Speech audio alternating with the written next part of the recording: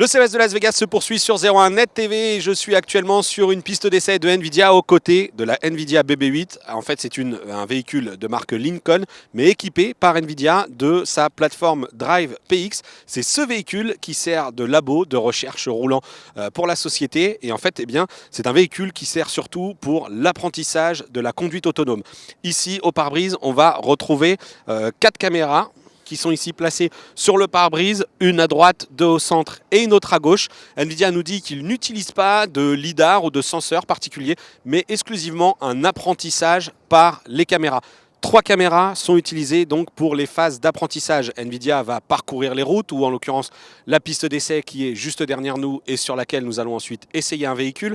Et ensuite, toutes les données sont étudiées par le système et c'est la dernière caméra qui servira exclusivement pour la conduite autonome.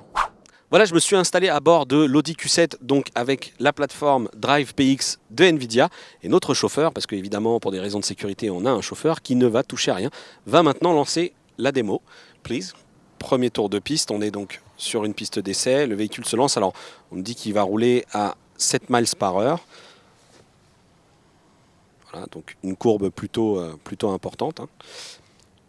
La particularité ici du véhicule, c'est qu'il n'a pas été programmé pour suivre cette piste. Il a utilisé une forme d'intelligence artificielle puisque Nvidia l'a fait rouler pendant 4 jours pour lui apprendre la route. Maintenant, on va passer sur une partie où en fait il y a du gravier au sol et aussi des cailloux qui bordent la piste. L'idée, c'est de montrer que le véhicule est capable de maintenir sa trajectoire, y compris s'il n'y a pas de marquage au sol, puisqu'on le sait aujourd'hui, les véhicules utilisent essentiellement les caméras et donc il faut qu'elles puissent lire ce qui se passe au sol. Mais là, visiblement, cette Audi Q7 avec l'intelligence de Nvidia s'en sort plutôt bien.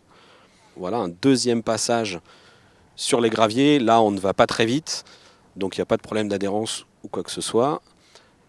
Et maintenant, alors a priori, on va faire une seconde boucle puisque il y a désormais des personnes qui sont sur la piste qui ont placé un obstacle, comme si il y avait des travaux sur la route.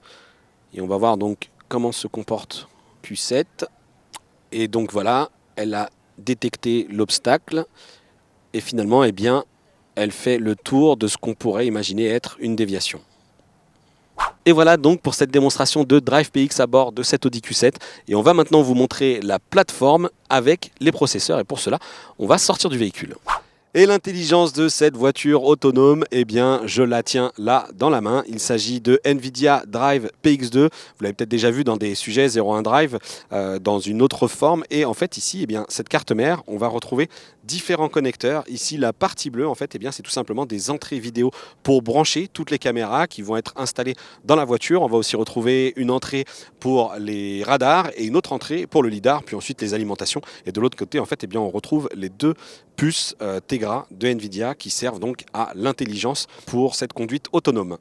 Mais j'ai aussi sous la main la nouvelle plateforme qui a été annoncée lors de la conférence au CES par Nvidia.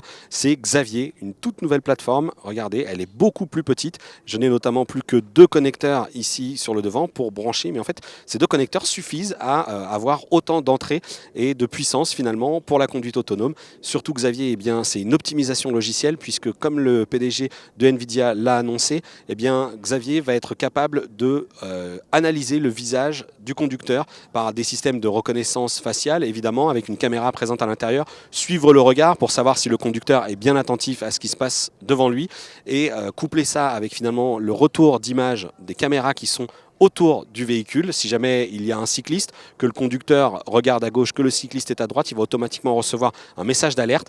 Haute innovation de Xavier, eh bien, c'est la capacité à lire sur les lèvres. Et en conduite autonome, par exemple, eh bien, on pourra demander au véhicule de nous amener, par exemple, à la maison.